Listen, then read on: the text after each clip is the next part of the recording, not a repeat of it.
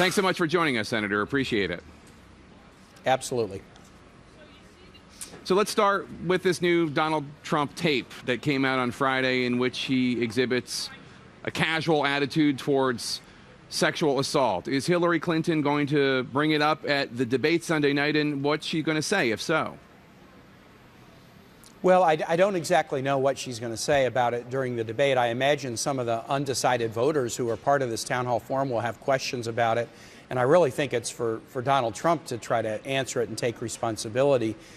His statement trying to say, look, I regret these words, it's not just words, it really is talking about a pattern of sexual assault, and so I can't imagine that undecided voters that are part of this town hall will not want to hear him explain why he thought that was acceptable behavior.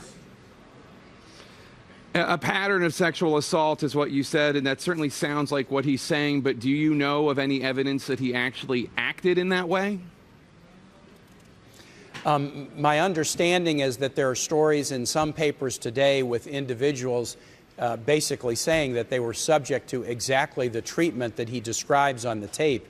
So, you know, this would be a question for Donald Trump to answer. If he says, I may have said those things, but I never did them, that's one thing. But, you know, I think the tape raises an awful lot of questions.